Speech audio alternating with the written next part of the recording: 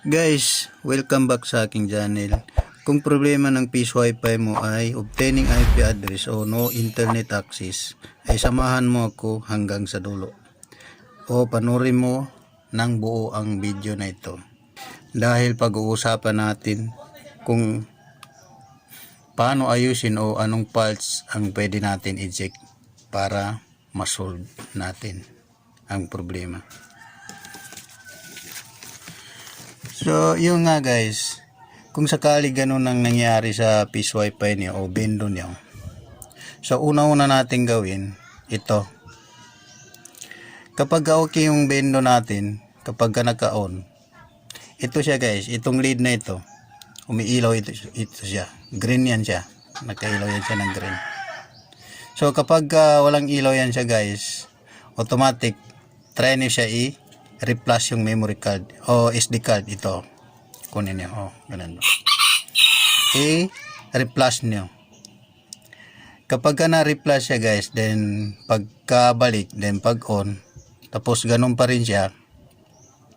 So maaring ito na ang SD card ang palitan niyo.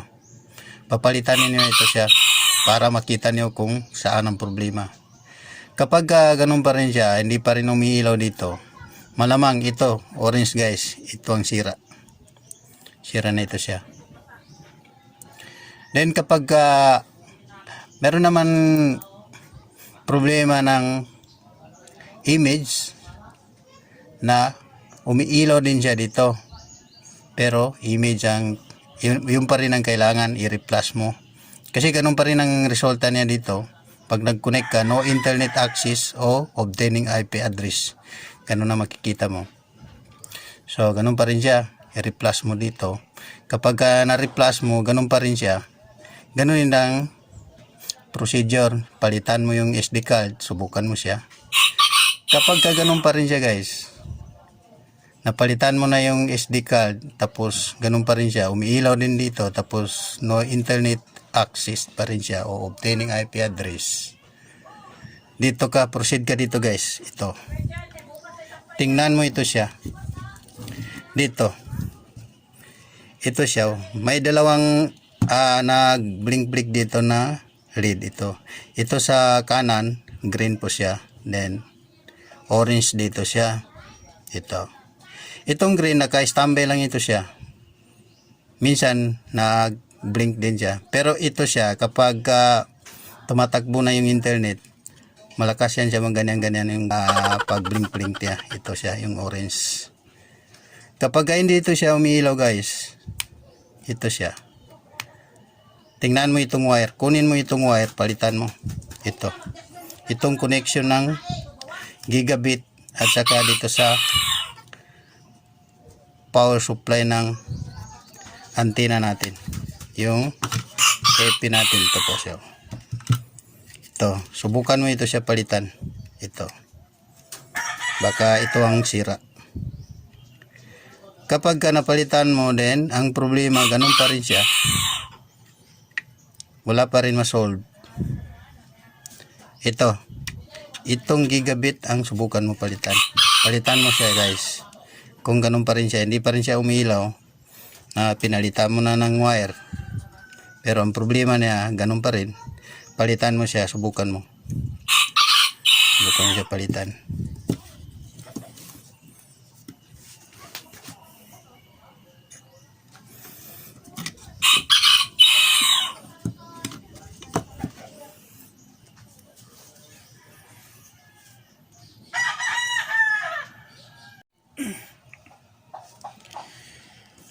Then kapag ginawa mo na yung lahat guys, at ganun pa rin ang problema, ito na ang pinakalas na eject niyo po kapag internet ang problema. Dito po sa bendo, may wireman yan siya na LAN cable na nakakonect doon sa ating modem o switch hub. Ito po siya. Ito po siya guys. Itong wire na ito, eject niyo po siya. Pwede niyo siya palitan agad. or kung hindi mo pa kayang palitan, i-check nyo doon sa dito. Kung gumagamit kayo ng sweet hub, dito guys, i-check nyo po siya dito. Ilipat nyo lang ng dito sa port niya, ilipat nyo lang siya ganyan. Ganyan. Lipat nyo lang siya. Kung direct ka naman sa ganito, sorry sa mga wiring ko guys, ang gulo-gulo. Kapag direct ka naman dito sa modem, ganito. So, kailangan mo, ganun din ang gawin mo. Ilipat mo siya dito sa isa. Kung halimbawa, dito siya nakalagay, ilipat mo siya dito. Obserbahan mo. Pero kapag yung gamit mo guys, yung modem na isa, yung isa lang ang LAN port niya, isa lang ganito, ang solution naman doon guys, i-reset mo yung modem mismo, i-reset mo siya. Ganun po ang ginagawa ko. Itong mga tinuturo ko guys, base lang po ito sa experience ko rin sa pag-aayos ko ng mga bendo na galing sa akin. So ganun ko po inaayos ang mga problema. Then kapag ginawa mo na lahat, wala pa rin, itong wire guys, dito na, ito na palitan mo, itong lang cable papunta doon sa bendo, palitan mo ito siya.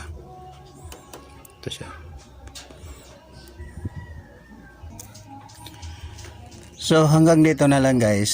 Sana po may natutunan kayo sa video na ito.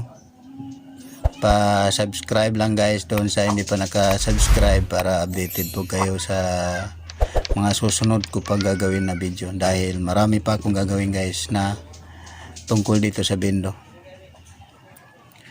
Then pa-like, pa-subscribe. Maraming salamat guys.